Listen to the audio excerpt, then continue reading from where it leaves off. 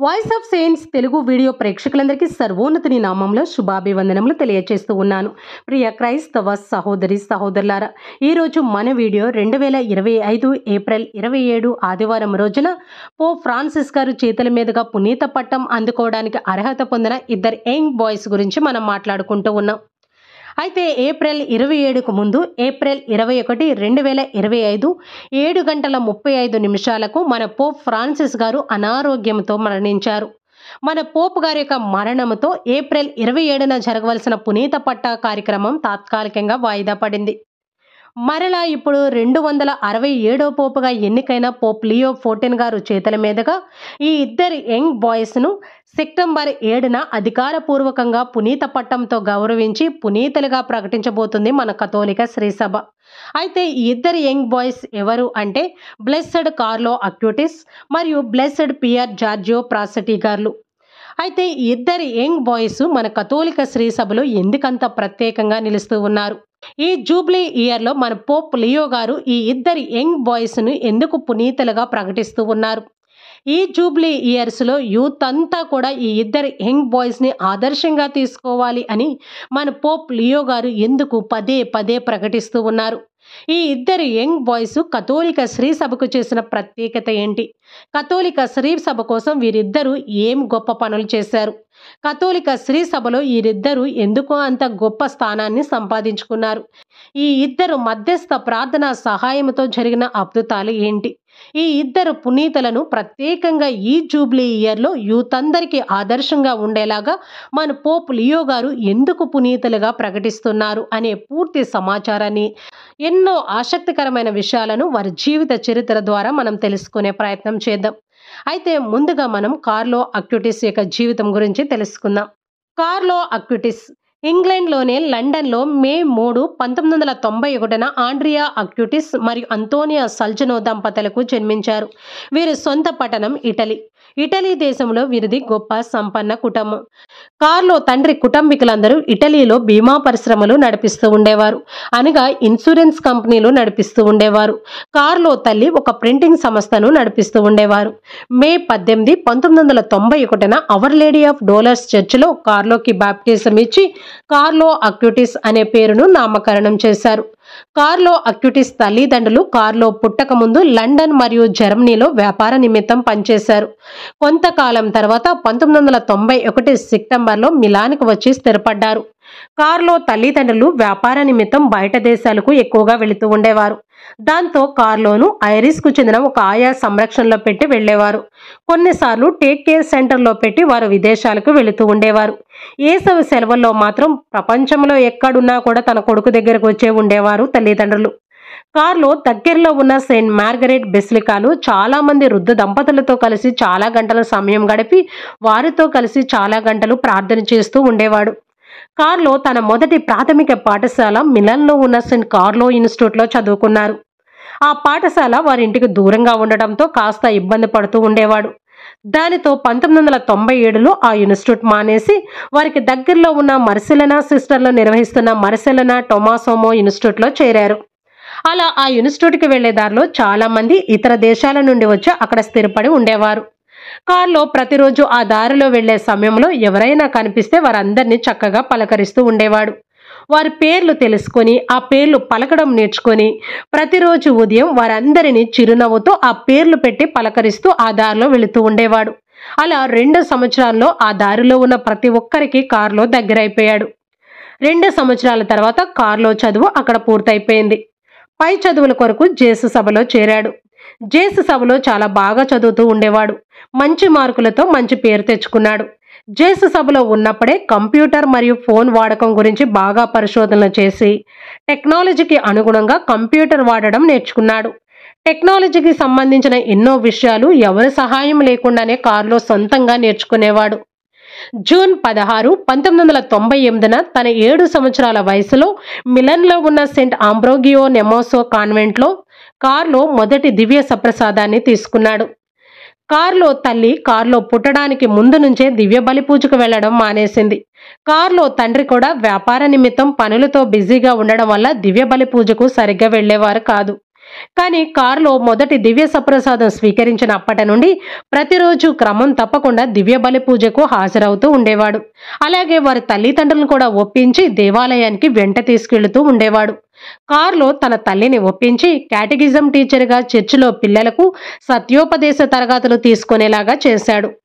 మార్షన్ నుండి వలస వచ్చిన ఒక బ్రాహ్మణ కుటుంబం కార్లో ఇంట్లో వంట పని చేస్తూ ఉండేవారు. ఆ బ్రాహ్మణ కుటుంబంలో రాజేష్ మోహరన్ అనే ఒక బాలుడు ఉండేవాడు. రాజేష్ కార్లో కొంతకాలంలోనే మంచి స్నేహితులయ్యారు. కార్లో రాజేష్కు క్రైస్తవ మతం యొక్క గొప్పతనం గురించి ప్రతిరోజు చెప్తూ ఉండేవాడు. రాజేష్ కూడా కారులో ఉన్న భక్తిని, తోటివారి పట్ల చూపించే ఆదరణ, ప్రేమ చూసి రాజేష్తో పాటు రాజేష్ తల్లి కూడా బాప్తీసం తీసుకొని క్రైస్తవులుగా మారారు. కారులోకి 12 సంవత్సరాల వయసు వచ్చినప్పుడు వారు ప్యారిస్ చర్చిలో యూత్ లీడర్గా నియమించబడ్డారు. యువతీ యువకులకు మరియు పెద్దవారికి బైబుల్ క్లాసులు బోధిస్తూ ఉండేవాడు కారులో. ఆ సమయంలో కారులో గురించి వారి ప్యారిష్ గురువు అక్కడున్న ప్రజలందరికీ ఇలా గొప్పగా చెప్తూ ఉండేవాడు. కారులో ఒక అసాధారణమైన యువకుడు. కారులో తన తల్లిదండ్రులను, తన క్లాస్మేట్ని మరియు దేవుణ్ణి ఎలా ప్రేమిస్తాడో అలాగే తనను ఇష్టపడని వారిని కూడా అంతే గొప్పగా ప్రేమిస్తాడు. తన సత్యోపదేశ తరగతుల్లో, కంప్యూటర్ సైన్స్లో మరియు క్లాసులో కూడా చాలా శ్రద్ధగా ప్రతి విషయాన్ని నేర్చుకుంటాడు. తనను తాను ఎక్కువగా తీర్చిదిద్దుకుంటాడు అని ప్యారిష్ గురువులు కార్లోని మెచ్చుకుంటూ ఉండేవారు. కార్లో పునీత ఫ్రాన్సిస్ ఆఫ్ అసిసి గారిని, పునీత జసింతా మార్టిన్ గార్లను, డొమినిక్ సావియో గార్లను, టార్సియస్, బెర్నదెత్ సోబేరెస్ మరియు మేరీ మగ్దలీనా గార్లను చాలా ఎక్కువగా ఇష్టపడుతూ ఉండేవారు. మరియు తన కావలి దేవదూతలను ఎక్కువగా ప్రార్థన చేస్తూ ఉండేవారు. మైకేల్ దేవదూతను చాలా ఇష్టపడుతూ ఉండేవాడు కారులో చిన్నతనం నుండే ఇతరులకు సహాయం చేస్తూ ఉండేవారు. వేధింపులకు గురైన పిల్లల పక్షాన వారికి తోడుగా నిలబడి ధైర్యం చెప్తూ ఉండేవారు. చర్చికి వెళ్లే దారిలో ఎవరైనా ఇల్లు లేక రోడ్లపైన పడుకుంటే వారికి స్లీపింగ్ బ్యాగులు కొనిస్తూ ఉండేవారు. అలాగే వృద్ధులకు, వికలాంగులకు ఆర్థిక సహాయం చేస్తూ ఉండేవారు. కారులో యొక్క దైవ భక్తిని చూసి కారులో తల్లిదండ్రులు కూడా మంచి విశ్వాసులుగా మారారు. ముఖ్యంగా బైబిల్కి సంబంధించి కారులో తన తల్లిని ప్రతిరోజు అనేక ప్రశ్నలు అడుగుతూ ఉండేవాడు. ఆ ప్రశ్నలకు సమాధానం తెలియక కారులో తల్లి బైబిల్కి సంబంధించి థియాలజీ కోర్సులో చేరారు. కారులో తన విశ్వాసంలో ఎంత దృఢంగా ఉంటాడో అంతే దృఢ సంకల్పంతో కంప్యూటర్ నేర్చుకోవడానికి ఆసక్తి చూపిస్తూ ఉండేవాడు. చిన్నతనంలోనే కంప్యూటర్ ప్రోగ్రామింగ్ మరియు గ్రాఫిక్ డిజైన్ను నేర్చుకున్నాడు. వారానికి 1 గంట పాటు వీడియో గేమ్స్ ఆడడానికి ఇష్టపడతాడు. కారులోకి డైరీ రాసే అలవాటు కూడా ఉంది. కారులో మంచి ప్రవర్తనతో ఉన్నప్పుడు మంచి మార్కులు వేసుకుంటాడు. మనసు డిస్టర్బ్గా, చిరాగ్గా ఉన్నప్పుడు బ్యాడ్ అని రాసుకుంటాడు. 11 సంవత్సరాల వయసులో కారులో దివ్య సప్రసాద అద్భుతాల గురించి తెలుసుకోవడం మొదలుపెట్టాడని 2023లో EWTN న్యూస్ ఛానల్కి ఇచ్చిన ఇంటర్వ్యూలో కారులో తల్లి చెప్పారు. కచేరీకి ముందు, ఫుట్బాల్ మ్యాచ్కు ముందు చాలా మంది ప్రజలు క్యూ కట్టి ఉంటారని, కానీ దివ్య సప్రసాద ఆరాధనకు ముందు ఎటువంటి లైన్లు ఉండవు అని కారులో తన తల్లికి చెప్పి బాధపడుతూ ఉండేవారు. కారులోకి చిన్నతనం నుండే పవిత్ర దివ్య సప్రసాదం పట్ల అమితమైన ప్రేమ ఉండేది. ఈ రోజుల్లో చాలా మంది యువతీ యువకులు దివ్య బలి పూజకే సరిగ్గా హాజరవడం లేదు. దివ్య సప్రసాదానికి చాలా దూరంగా వెళ్ళిపోతూ ఉన్నారు. కారులో మాత్రం దివ్య సప్రసాదంలో ఏదో తెలియని ఆనందాన్ని అనుభవించాడు. ఆ దివ్య సప్రసాదం కూడా కారులోను చాలా గొప్పగా ఆకర్షించింది. దివ్య సప్రసాదంలో కారులో అనుభవించిన ఆ ప్రేమ, ఆ ఆనందం ఈ ప్రపంచపు సరిహద్దులు దాటి స్వర్గాన్ని తాకడానికి వీలు కల్పించింది. దివ్య సప్రసాదం పరలోకానికి నా మోటార్ మార్గం అని కారులో చెప్తూ ఉండేవారు. అలాగే మనం దివ్య సప్రసాదం స్వీకరించిన ప్రతిసారి ఆ దివ్య భోజం మనలను పవిత్రతకు దగ్గర చేస్తుంది అని కారులో చెప్పేవారు. కారులో ప్రజలకు తరచూ ఒక విషయం చెప్తూ ఉండేవారు. ప్రజలు, ఎందుకు మీరందరూ మీ యొక్క శారీరక సౌందర్యం గురించి ఇంతలా బాధపడుతున్నారు? ఎందుకు ఇంతలా ఆందోళన చెందుతున్నారు? మీ ఆత్మ అందం గురించి ఎందుకు బాధపడడం లేదు? ఆత్మను అందంగా ఉంచుకొని చూడండి, అది ఎంతో గొప్పగా పవిత్రంగా ఉంటుంది అని ప్రజలకు చెప్తూ ఉండేవారు. అలాగే తన యొక్క ఆత్మను అందంగా ఉంచుకొని జీవించి చూపించారు కారులో వలస వచ్చే వారికి, బిచ్చగాళ్లకు, వికలాంగులకు మరియు వృద్ధులకు సహాయం చేయడంలో ఎప్పుడూ ముందుండేవారు. కారులో తన వయసులో ఉన్న పిల్లల యొక్క తల్లిదండ్రులు ఎవరైనా విడిపోయి ఉంటే వారి ఇంటికి వెళ్లి ఆ పిల్లలకు ధైర్యం చెప్పి ఆ తల్లిదండ్రులతో మాట్లాడి ఆ కుటుంబానంతా కలిపే ప్రయత్నం చేస్తూ ఉండేవాడు.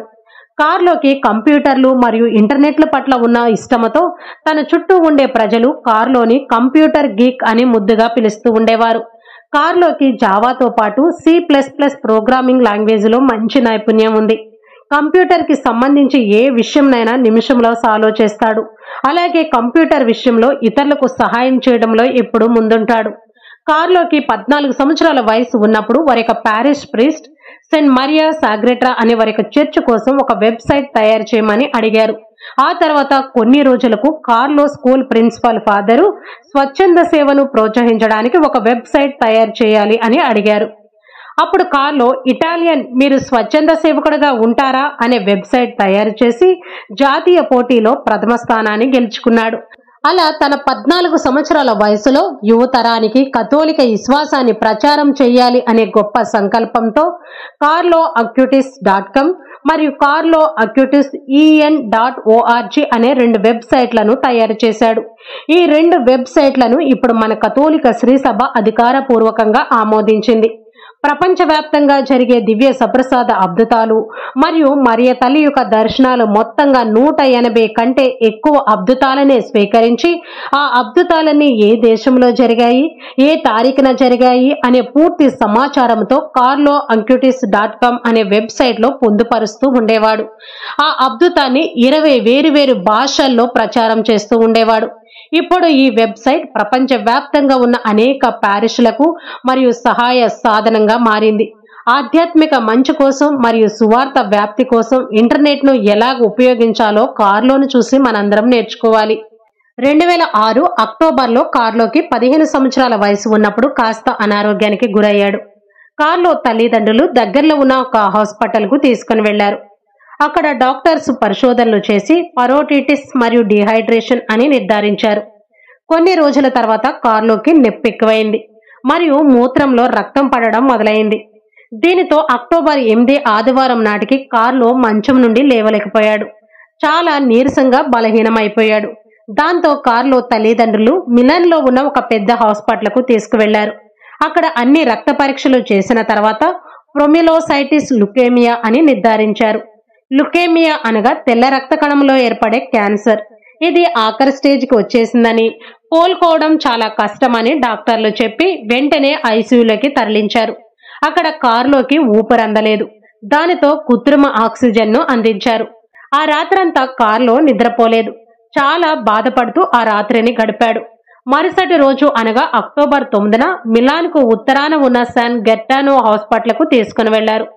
ఇది ఇటలీలోని ఎమర్జెన్సీ కేసులకు చికిత్స అందించే ఒక పెద్ద హాస్పిటల్. ఆ హాస్పిటల్ సిబ్బంది ఒక కథోలిక గురువును రప్పించారు. ఆ గురువు వచ్చి హాస్పిటల్లో ఉన్న రోగులందరినీ ఆశీర్వదించారు. అలాగే కార్లోను కూడా దీవించారు. కార్లో ఆ హాస్పిటల్లో ఉన్నప్పుడు ఒక రాత్రి నైట్ డ్యూటీలో ఉన్న ఒక నర్సు కార్లో దగ్గరికి వచ్చింది. అప్పుడు కార్లో ఆ నర్సుతో ఇలా అన్నారు, మా తల్లిదండ్రులను నిద్ర నుండి లేపొద్దు, ఏమన్నా ఉంటే నాతో చెప్పండి అన్నారు. ఎందుకంటే మా అమ్మ నా కోసం హాస్పిటల్లన్నీ తిరిగి నిద్రలేక అలసిపోయి ఇప్పుడే పడుకున్నారు. కాబట్టి వారిని మరింత బాధ పెట్టి నిద్ర లేకుండా చేయకండి, ఏమన్నా ఉంటే నాతో చెప్పండి అని ఆ నర్సుతో చెప్పారు. కార్లో తన బాధను పోప్ బెనెడిక్ట్ 16 మరియు క్యాథలిక్ చర్చ్ కోసం అనుభవిస్తున్నానని, ఆ బాధలను క్రీస్తు ప్రభుకు అర్పిస్తున్నాను అని చెప్తూ ఉండేవారు. కార్లో హాస్పిటల్లో చేరిన 3 రోజులకే ఆరోగ్యం పూర్తిగా క్షీణించిపోయింది. ఆఖరి ప్రయత్నంగా డాక్టర్స్ వచ్చి కార్లోకి వైద్యం చేసి కొద్దిసేపు కార్లో దగ్గర కూర్చొని మాట్లాడారు. కార్లోతో ఇలా అన్నారు, డియర్ కార్లో, చాలా నొప్పిగా ఉందా? చాలా ఇబ్బందికరంగా ఈ పరిస్థితి నీకు మారిందా అని డాక్టర్స్ కార్లోని అడిగి వారు కూడా కంటతడి పెట్టుకున్నారు. కార్లో మాత్రం బాధపడకండి అంకుల్, ఈ ప్రపంచంలో నాకంటే ఎక్కువ బాధను అనుభవించేవారు, భరించేవారు చాలా మంది ఉన్నారు. వారితో పోల్చుకుంటే ఈ బాధ, ఈ ఇబ్బందికర పరిస్థితులు నాకు చాలా తక్కువే అని సమాధానమిచ్చాడు. కార్లో బాధను చూసి అతని తల్లి కూడా భయముతో బాధతో ఏడుస్తూ ఉండేది. కార్లో తన తల్లిని దగ్గరికి పిలుచుకొని ఇలా ఓదారుస్తూ ఉండేవాడు. యేసు మానవుడైనప్పటి నుండి మరణించే వరకు క్రీస్తు ప్రభు శ్రమలు మనకు ఆదర్శంగా ఉన్నాయి. కాబట్టి ఈ బాధల నుండి మనం దూరంగా పారిపోవలసిన అవసరం లేదమ్మా.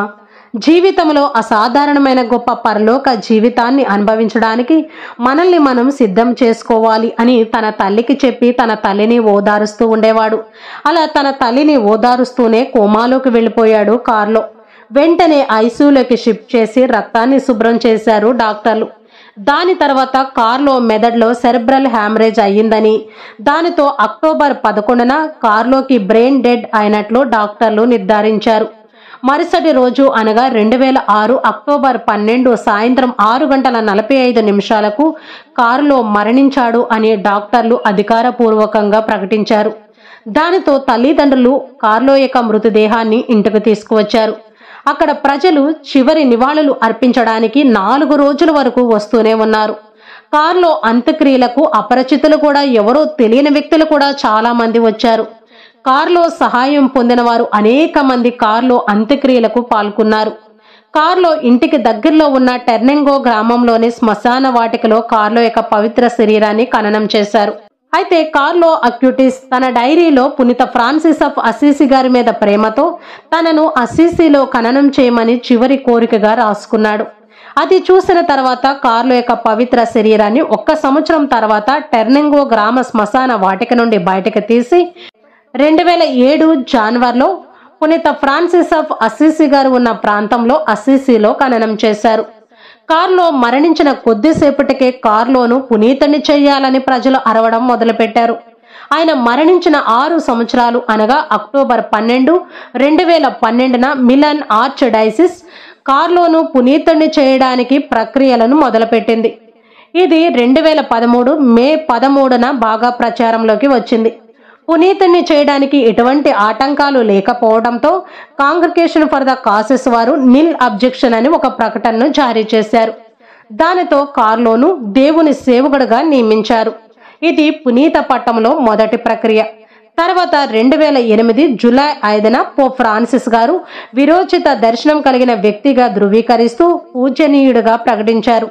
ఇది పునీత పట్టం ప్రక్రియలో రెండవ ప్రక్రియ. 2019 నవంబర్ 14న వాటికన్లో కాంగ్రిగేషన్ ఆఫ్ ది కాసెస్ వారు కార్లో మధ్యస్థ ప్రార్థన సహాయం వల్ల బ్రెజిల్లో ఒక అద్భుతం జరిగిందని, అది ఎంతవరకు నిజము అనే దానిపైన నిఘా తేల్చాలి అని మెడికల్ కౌన్సిల్ బృందానికి ఒక నివేదిక పంపించింది. మెడికల్ బృందం ఆ అద్భుతం పొందిన బాలుడి దగ్గరికి వెళ్లి ఆ బాలుడి పైన అనేక పరీక్షలు జరిపారు. ఆ పరీక్షలన్నీ జరిపిన తర్వాత ఈ అద్భుతం నిజమే అని ఒక నివేదిక ఇచ్చారు. అయితే ఆ అద్భుతం ఏమిటి అంటే, బ్రెజిల్లో ఉంటున్న లూసియానా వియన్నా అనే దంపతులకు మాథ్యూస్ అనే బాలుడు జన్మించాడు. ఆ బాలుడు పుట్టుకతోనే ప్యాంక్రియాటిక్స్ లోపంతో జన్మించాడు. ప్యాంక్రియాటిక్స్ అంటే జీర్ణ వ్యవస్థలో భాగమైన ఒక గ్రంథి. ఈ ప్యాంక్రియాటిక్స్ వల్ల పొత్తు కడుపులో విపరీతమైన నొప్పి ఉంటుంది, వికారంగా ఉంటుంది, వాంతులు అవుతూనే ఉంటాయి, ఏమీ తినలేరు. తిన్నా కూడా అది జీర్ణం కాదు, వాంతులైపోతాయి. కొన్ని రోజుల తర్వాత ఇది క్యాన్సర్ కు దారితీస్తుంది. దీనితో ఆహారం తినలేక ఇలా మాథ్యూస్ అనే బాలుడు ప్రతిరోజు వాంతులు చేసుకుంటూ అన్నం లేక బక్క చిక్కిపోయాడు. దానితో అతని తల్లి కారులో మధ్యస్థ ప్రార్థన సహాయాన్ని కోరింది. కారులోకి 9 రోజులు నవదిన ప్రార్థనలు చేసింది. 9 రోజులు కూడా ఆ బాలుడు కాస్త కోలుకుంటూ వచ్చాడు. 9వ రోజున ప్రార్థన ముగియగానే మాథ్యూస్ అనే బాలుడు వారి అమ్మ దగ్గరికి వచ్చి, అమ్మ, నాకు వాంతులు కావడం లేదు, నేను ఆరోగ్యంగా ఉన్నా, నాకు చాలా ఆకలిగా ఉంది, అన్నం పెట్టు అని అడిగాడు. ఎప్పుడు అన్నం తినని ఆ బాలుడు ఆ రోజే మొదటిసారి అన్నం తిన్నాడు. ఇప్పటి వరకు పుట్టినప్పటి నుంచి ఇప్పటి వరకు నీళ్లు, జ్యూసులు మాత్రమే తాగే ఆ బాలుడు జీవితంలో మొదటిసారి అన్నం తిన్నాడు అని మాథ్యూస్ తల్లి డాక్టర్స్ బృందానికి తెలియచేసింది.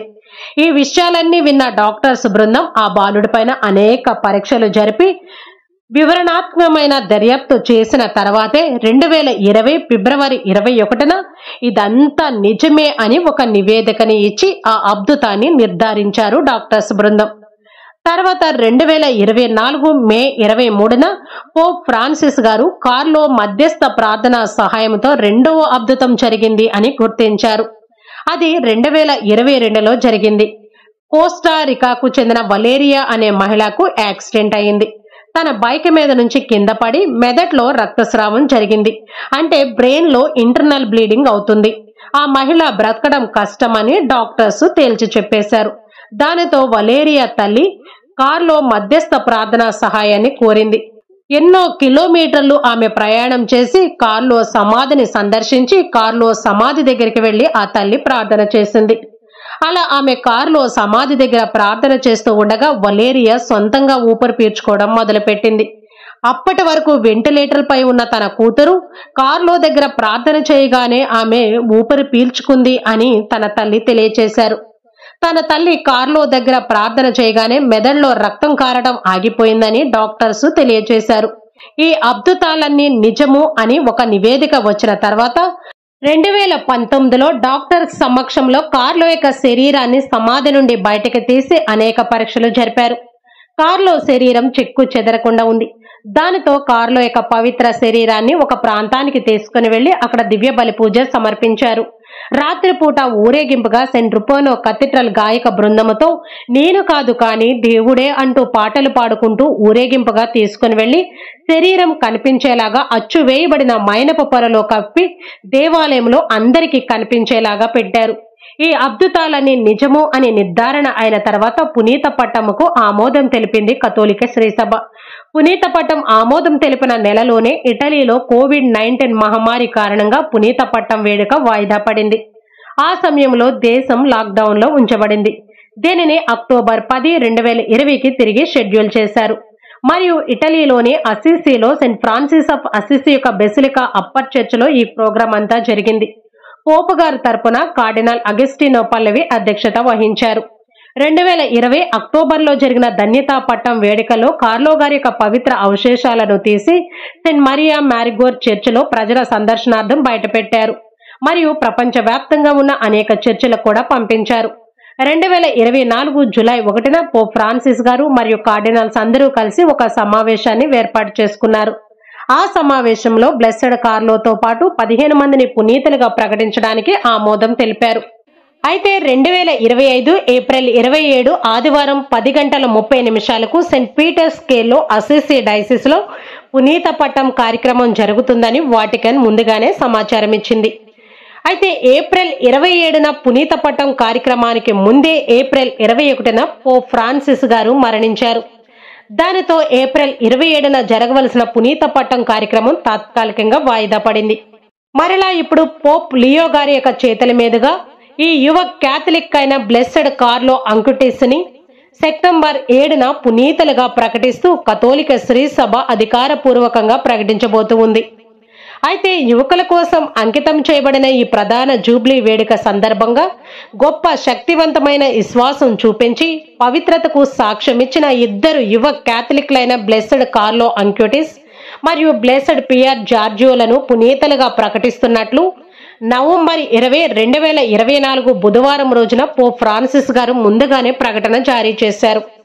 2006లో మరణించిన ఈ 15 సంవత్సరాల యువకుడు కార్లో గారు క్యాథలిక్ చర్చి యొక్క మొదటి మిలీనియర్ పునీతుడుగా గుర్తింపు పొందబోతూ ఉన్నట్లు వాటికన్ ప్రకటన జారీ చేసింది.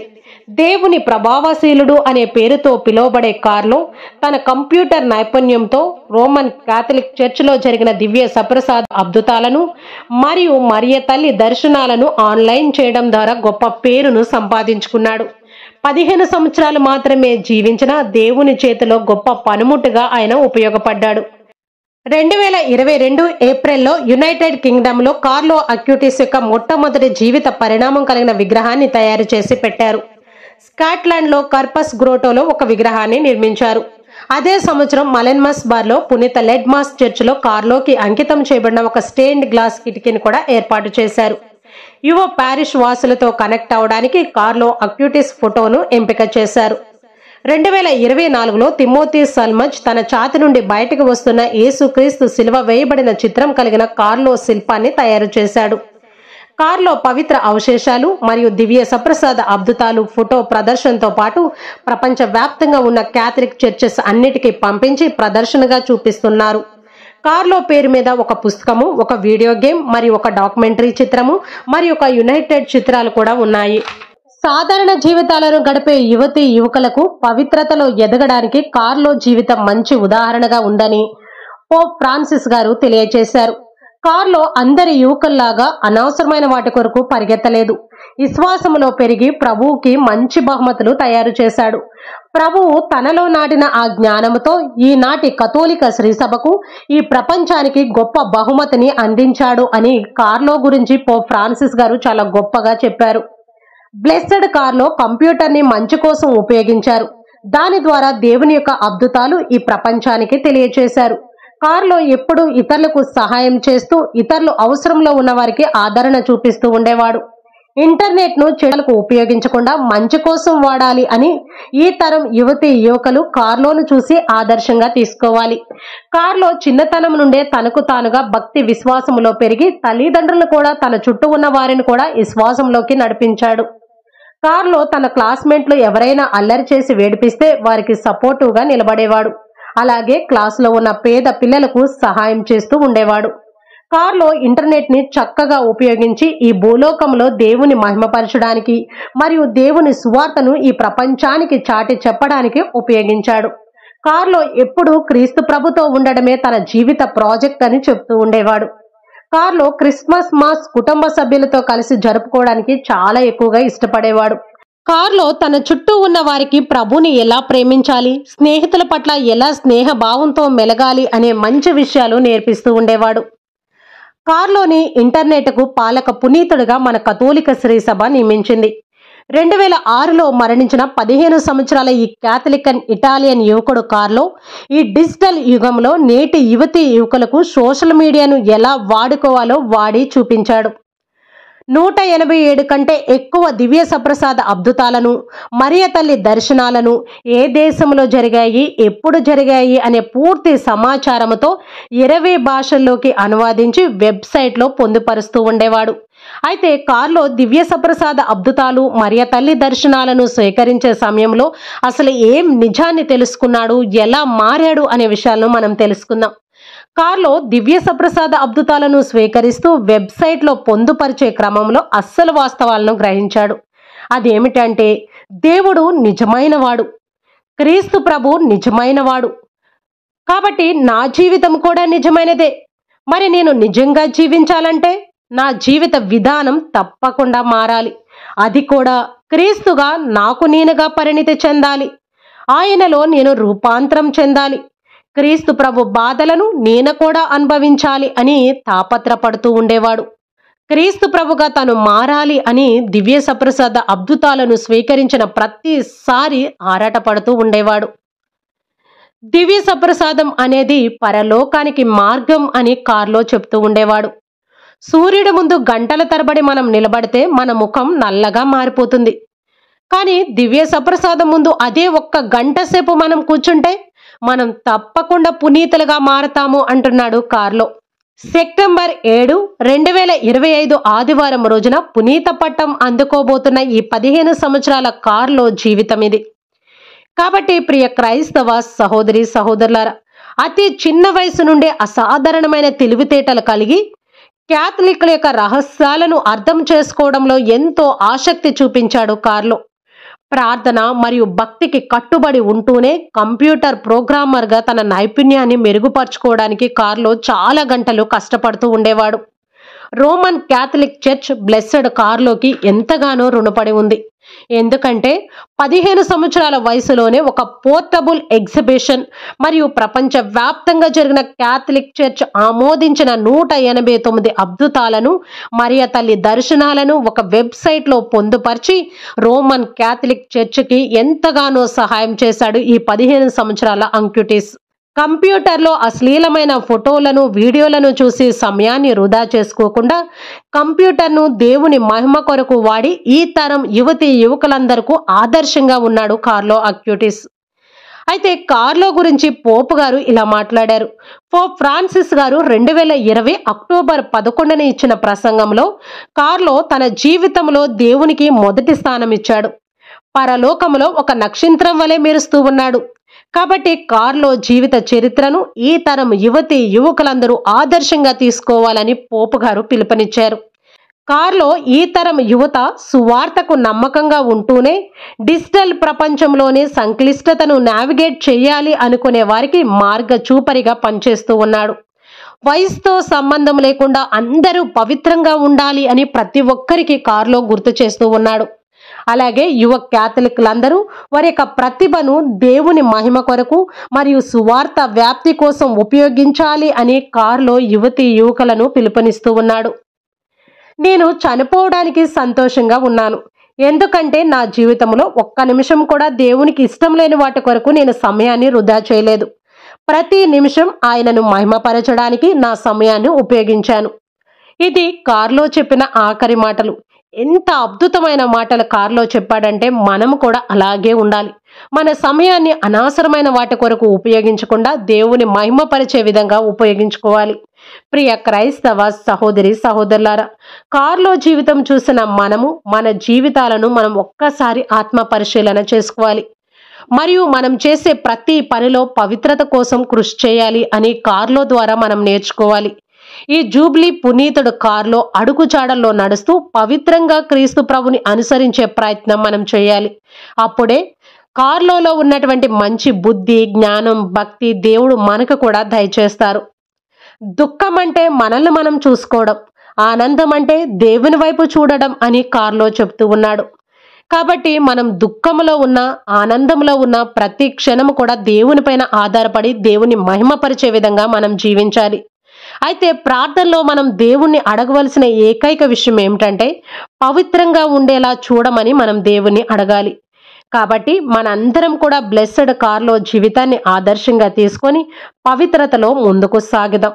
ఇంటర్నెట్ ద్వారా సమయాన్ని వృధా చేసుకొని పిచ్చి పిచ్చి పనులు చేస్తూ ఇబ్బందులు కొని తెచ్చుకుంటున్న యువతి యువకులందరూ కారులోను చూసి ఇంటర్నెట్ ద్వారా దేవుని మహిమపరచాలని, ఇంటర్నెట్ని చక్కగా ఉపయోగించుకోవాలని నేర్చుకోవాలి.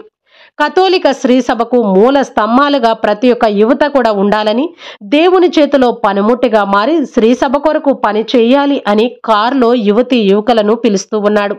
కాబట్టి మనందరం కూడా కారులోని ఆదర్శంగా తీసుకొని కారులో వలె మంచి జీవితం జీవిస్తూ దేవుని మహిమకరంగా, మన తల్లిదండ్రులకి సంతోషకరంగా మన యొక్క సమయాన్ని వృధా చేసుకోకుండా పరలోకంలో మనము కూడా ఒక నక్షత్రం వలె మెరిసేలాగా దేవునికి గొప్ప బహుమతులు తయారు చేద్దాం. కారులో జీవితం ద్వారా అనేక విషయాలు నేర్చుకున్న మనము మరొక పునీతుడి జీవిత చరిత్ర ద్వారా మళ్ళా కలుద్దాము. ఇది ఈరోజు మన పునీత కార్లో గారి యొక్క జీవిత చరిత్ర. ఈ వీడియోను ఇంతటితో ముగిస్తున్నాను. మరొక మంచి వీడియోతో మీ ముందుకు వస్తాను. అప్పటి వరకు దేవుని యొక్క కృపా కాపుదల మనందరికీ తోడై ఉండి దేవుని యొక్క ప్రేమలో, సేవలో జీవిస్తూ ముందుకు వెళ్ళేలాగా, సమయాన్ని వృధా చేసుకోకుండా దేవుని మహిమ కొరకు ఉపయోగించేలా మనందరం కూడా ఉండాలి అని మీ అందరి కొరకు ప్రార్థిస్తూ ఈ వీడియోను ఇంతటితో ముగిస్తున్నాను. Amen. God bless you all.